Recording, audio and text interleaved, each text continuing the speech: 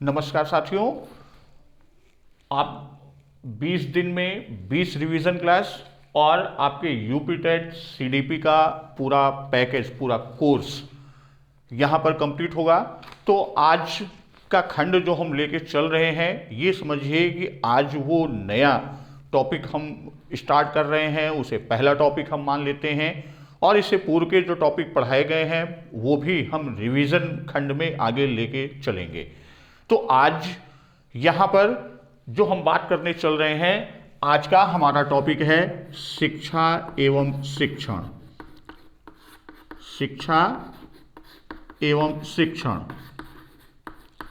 तो यहाँ पर ये टॉपिक हमने आज रिवीजन क्लास में पहला टॉपिक इसलिए चुना कि ये आपके सीडीपी का भी खंड है और साथ ही साथ ये टॉपिक आपको पेडागॉजिकल इशू जो आपके प्रत्येक यूनिट में, चाहे वो हिंदी हो यानी लैंग्वेज फर्स्ट हो, लैंग्वेज सेकंड हो, इंग्लिश हो, संस्कृत हो या कोई भी भाषा का हो, और साथ में मैथ्स और ईवीएस, उन चारों खंडों में पेडागॉजिकल इशू का जो क्वेश्चन बनता है, यहां से आपका प्रश्न इस टॉपिक से मिलना निश्चित है। तो इस खंड को हम लेके चलते हैं। तो यहां मुख्य रूप से हम बात किसकी करेंगे? शिक्षण की। लेकिन शिक्षण से पूर्व हम शिक्षा शब्द को शिक्षण की ओर लेके चलेंगे, यानी शिक्षण हम करते किसके लिए हैं, वो चीज हमको जानना है, उस आधार पर हम शिक्षण की बात करते हैं। तो यहां सबसे पहले हम बात करते हैं किसकी? शिक्षा की। तो शिक्षा का अंग्रेजी रूपांतरण आपका एजुकेशन है और एजुकेशन शब्द जो है, ये वर्ड आपका लैटिन भाषा के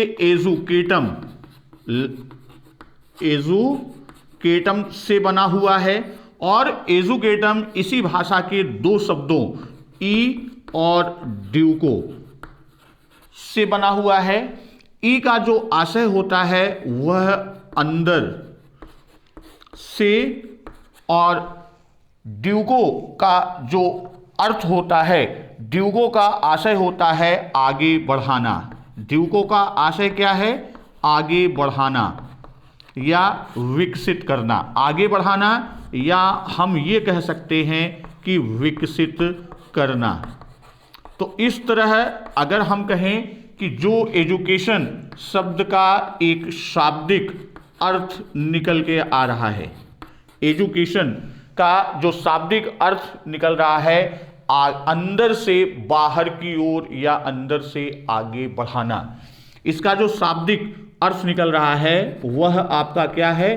अंदर से बाहर की ओर, या हम कह सकते हैं कि अंदर से किधर? बाहर की ओर विकसित करना। तो ये आपका एक शाब्दिक अर्थ की हमने बात की। यहां पर एजुकेशन के साथ साथ, यानी एजुकेटम एजुकेशन के लिए आया है, इसके साथ साथ यहां दो शब्द हमको और मिलते हैं। एक आपका आता है एजुकेयर और एक आपका आता है एजुशियर।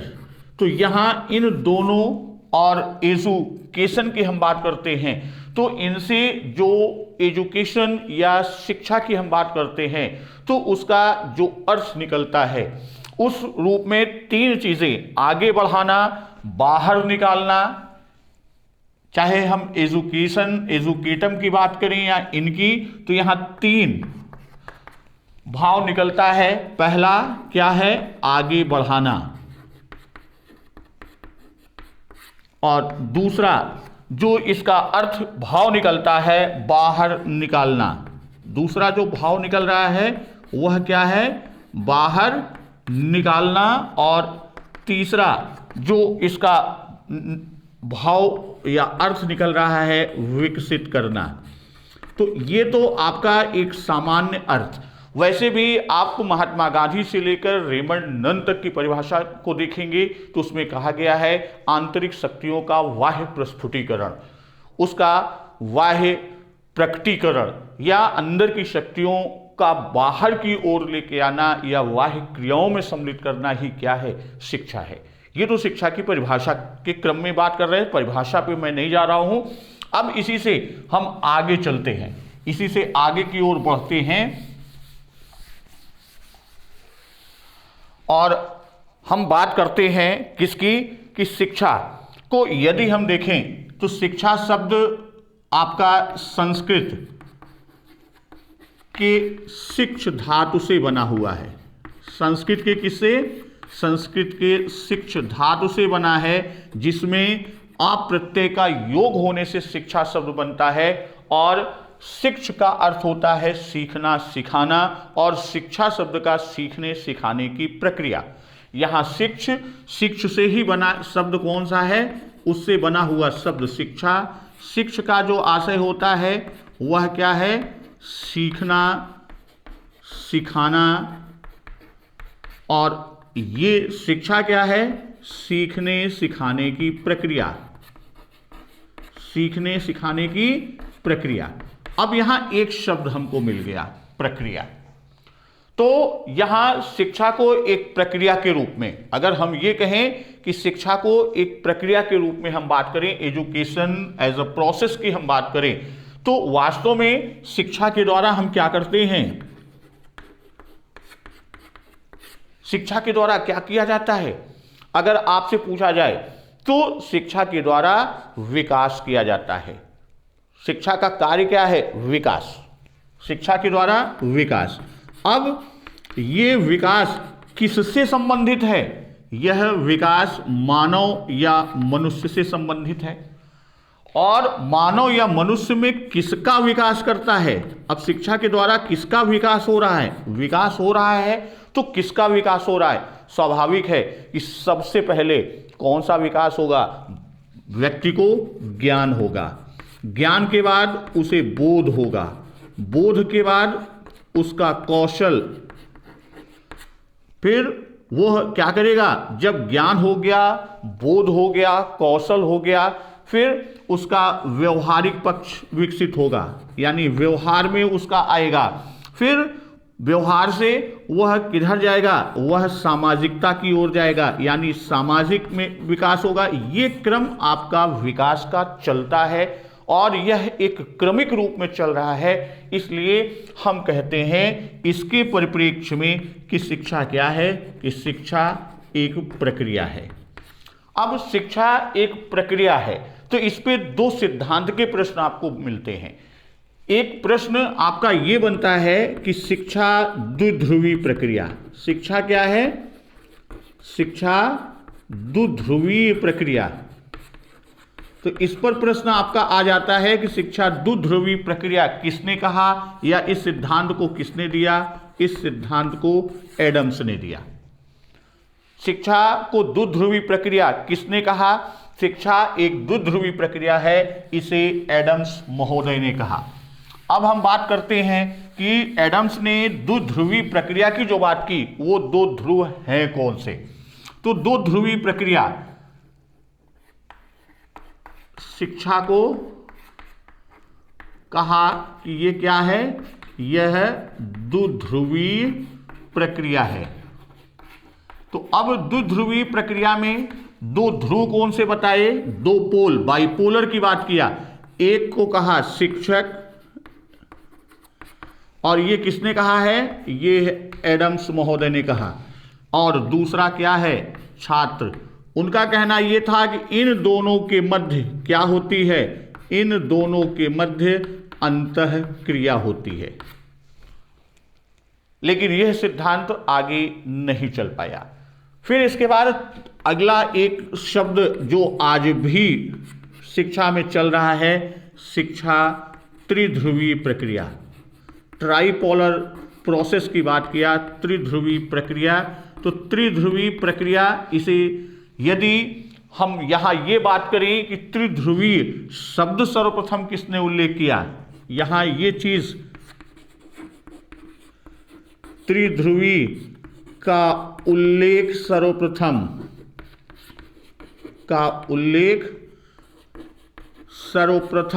किसने किया, सर जे.ई. एडमसन ने, सर जे.ई. एडमसन ने दिया, लेकिन ये अपनी बात को सिद्ध नहीं कर पाए। सर जेई एडमसन ने अपनी बात को सिद्ध नहीं कर पाए और त्रिमुखी या त्रिध्रुवी प्रक्रिया की बात जो कि वह इसमें उन्होंने जो अपने विचार रखे, इस त्रिध्रुवी शब्द का जो उन्होंने उल्लेख किया था, इन्होंने यानी सर जेई एडमसन की बुक थी, एक इनकी रचना थी, जो रचना का नाम था इवैल्यूएशन ऑफ एजुकेशन थियरी। इनकी बुक क्या थी? Evaluation of education theory. इसमें उन्होंने इस शब्द का उल्लेख किया, लेकिन इसको वो सिद्ध नहीं कर पाए, प्रमाणित नहीं कर पाए। और उसके बाद सर जेई एडमसन के बाद इस त्रिध्रुवी प्रक्रिया की बात किसने किया? जॉन डीवी, जो आज भी प्रचलित है। उसी पर आपकी शिक्षा प्रक्रिया है। त्रिध्रुवीय प्रक्रिया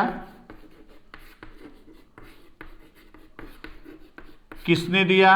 अब इसके प्रणेता की जब हम बात करते हैं, त्रिध्रुवीय प्रक्रिया के प्रणेता कौन हैं? तो इसके प्रणेता जॉन डीवी महोदय। जॉन डीवी ने कहा, जो एडम्स महोदय ने दो ध्रुव बताए थे, कौन कौन से दो ध्रुव? एक शिक्षक और एक शिक्षार्थी। शिक्षक और शिक्षार्थी, ये एडम्स महोदय ने बताया कि ये क्या करते हैं? ये आपस में अंतः क्रिया करते हैं। जॉन डीवी ने कहा ये भी सही है, किंतु इन दोनों को आपस में इंटरेक्ट करने के लिए, किसे किसे? शिक्षक को और शिक्षार्थी को आपस में इंटरेक्शन करने के लिए, अंतः क्रिया करने के लिए एक मध्यस्थता की जरूरत होती है, जिसमें सबसे पहले उन्होंने नाम दिया, जॉन डीवी महोदय ने, सामाजिक शक्तियां, सोशल फोर्सेस की बात की। और यही सामाजिक शक्तियां क्या करती हैं? ये हमारे आपके लिए कंटेंट प्रोवाइड करती हैं। तो ये आपका ट्राइपोलर प्रोसेस का रूप चलता है जो जॉन डीवी महोदय ने दिया। अब कंटेंट, टीचर और स्कॉलर, ये आपके तीन ध्रुव। अब ये तो आपका हो गया, एजुकेशन की बात हमने किया, शिक्षा की बात किया, शिक्षा के त्रिध्रुव की बात किया। अब हम बात करते हैं कि मानव के चार पक्ष होते हैं।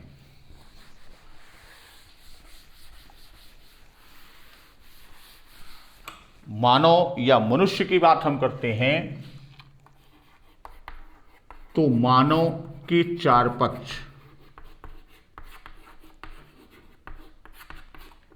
चार पक्ष कौन कौन से चार पक्ष होते हैं?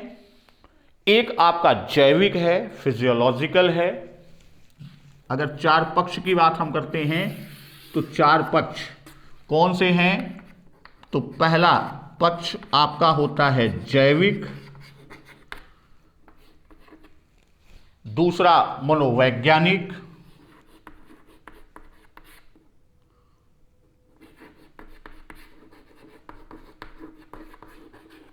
अब इसे आप मनोवैज्ञानिक या साइकोलॉजिकल की बात हम करते हैं। और तीसरा पक्ष होता है समाजशास्त्री,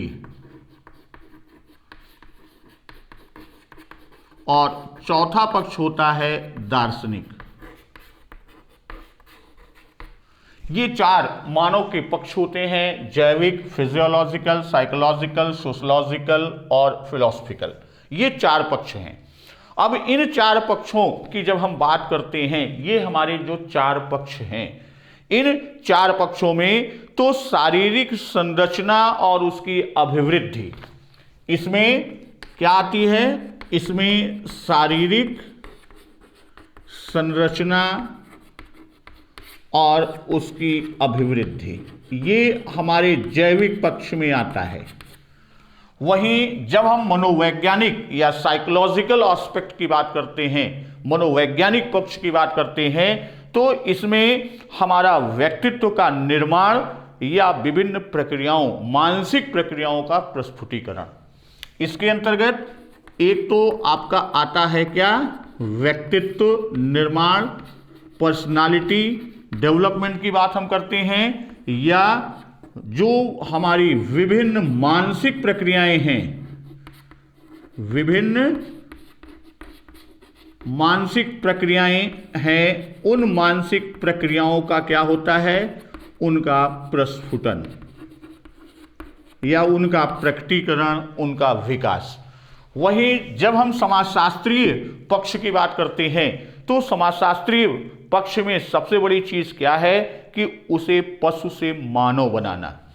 इसे क्या होता है, सामाजिक प्राणी या मानव, सामाजिक मानव बनाना। और दार्शनिक पक्ष जो होता है, फिलोसफिकल पक्ष होता है, तो वह क्या होता है, परम सुख की प्राप्ति किस प्रकार हो इसकी बात करता है। यहां किसकी बात करता है, सुख, वो भी कैसा, परम सुख की प्राप्ति कैसे हो इसके बारे में बात करता है। तो अब यहां पर हम बात जो कर रहे हैं शिक्षा की, अब शिक्षा से हम आते हैं, क्योंकि एक प्रोसेस है, तो इस प्रक्रिया को करने के लिए हम जो विधि अपनाते हैं, जो टेक्निक अपनाते हैं, वह हमारा शिक्षण के क्रम में जाता है। अगर हम शिक्षण की बात करते हैं तो शिक्षण को यदि अगर हम देखें तो इसे कला भी कहते हैं, शिक्षण को विज्ञान भी कहते हैं। अब शिक्षा से हम बात किसकी कर रहे हैं, शिक्षा के बाद शिक्षण। तो शिक्षण को यदि देखा जाए तो शिक्षण क्या है, कला भी है, शिक्षण विज्ञान भी है। कला किस आशय में है कि जैसे आज का अभी तक का जो क्लास चला, या आप बचपन से लेकर आज तक विभिन्न क्लासेस लेते हुए आए हैं, टीचर के द्वारा जो भी अभिव्यक्ति करने का माध्यम होता है या किस प्रकार से वो उसे आपके सामने प्रस्तुत करता है, उसका प्रेजेंटेशन कैसा होता है, यह उसकी कला है। और उस प्रेजेंटेशन में जो वह एक सिस्टमैटिक ढंग से, एक व्यवस्थित क्रम में, एक अनुक्रम में आपके सामने प्रस्तुत करता है, वह विज्ञान को प्रदर्शित करता है। तो यानी शिक्षण में कला और विज्ञान दोनों है। अर्थात हम ये कह सकते हैं कि शिक्षण कला भी है और शिक्षण विज्ञान भी है। शिक्षण कला है, यह कहा है पेंटन महोदय ने। कभी कभी इससे भी आपका प्रश्न बन सकता है कि शिक्षण को कला किसने कहा, या शिक्षण कला है किसने कहा, यह पेंटन महोदय ने कहा। अब यहां पर हम शिक्षण की बात करते हैं तो जैसे शिक्षण परिभाषाओं में मैं नहीं जा रहा हूं, परिभाषाओं का नोट्स आपको हमारे टेलीग्राम चैनल दिनेश सर पर आप जाएंगे तो इसका पूरा आपका शार्ट नोट्स, इसका शार्ट नोट्स आपका हमारा लिखा हुआ आपको मिल जाएगा टेलीग्राम चैनल पर। तो यहाँ परिभाषाओं पर नहीं जा रहे हैं, परिभाषाएं आप वहां से पढ़ लीजिएगा, लेकिन एक दो परिभाषा की हम चर्चा कर ले रहे हैं। जैसे स्मिथ महोदय ने कहा कि शिक्षण कार्यों की एक ऐसी प्रणाली है। शिक्षण क्या है, कार्यों की एक ऐसी प्रणाली है जो अंतः पारस्परिक संबंधों के माध्यम से अधिगम लाती है। अब यहां पर हम आपको बताएं कि जैसे शिक्षण की हम बात कर रहे हैं तो अभी शिक्षा की प्रक्रिया में हमने देखा ट्राइपोलर की, ये टीचर, स्कॉलर और ये आपका कंटेंट के साथ साथ हमारे जितने भी मेथड्स होते हैं या हमारे जितने भी डिवाइसेस होते हैं या हमारे मैगजीन्स हैं टीचिंग, ये सब इसमें आपके सम्मिलित हैं। इनके मध्य इंटरेक्शन होता है। भाई इनके मध्य क्या हो रहा है, इनके मध्य अंतःक्रिया हो रही है। तो उस अंतरक्रिया के परिणाम स्वरूप, अब जैसे हमने बताया स्मिथ महोदय की परिभाषा, उन्होंने कहा कि शिक्षण कार्यों की एक ऐसी प्रणाली है यानी टीचर और स्कॉलर क्या कर रहे हैं, आपस में इंप्लीमेंट कर रहे हैं। यानी टीचर अपने आइडियाज का, अपने व्यूज का, अपने कॉन्सेप्ट्स का वह बच्चों के ऊपर या बच्चों के सम्मुख अपने एक आर्ट से या टेक्निक से या मेथड से उसका इंप्लीमेंटेशन करता है, क्रियान्वित करता है, और बच्चा जो एक परिस्थिति निर्मित होती है उसी परिस्थिति से क्या करता है, ग्रैस्प करता है। तो इस अंतर क्रिया के परिणाम स्वरूप क्या होता है, इसके परिणाम स्वरूप एक परिस्थिति उत्पन्न होती है, एक सिचुएशन क्रिएट होती है, और वही सिचुएशन यदि देखा जाए तो वहां पर वह एक वातावरण का सृजन करती है, और उसी के द्वारा बच्चा क्या करता है, उसी के द्वारा वह अधिगम करता है। तो ये परिस्थिति, वातावरण और अधिगम यानी स्मिथ की परिभाषा। वहीं पर अगर हम ब्रूबेकर महोदय की परिभाषा को देखें तो उन्होंने कहा कि शिक्षण उन स्थितियों की व्यवस्था एवं निर्माण है जिनमें कुछ अंतराल और बाधाएं हैं जिनका किसी व्यक्ति को सामना करना पड़ता है। अंतराल माने गैप्स हैं और कुछ बैरियर्स हैं, तो उसके सामना उसे वो करेगा और उसके करने से वह कुछ सीखेगा। जब वह गैप को फुलफिल करेगा, बैरियर को रिमूव करेगा, तो वह कुछ न कुछ लर्निंग करेगा, सीखेगा। ये ब्रूबेकर महोदय ने दिया।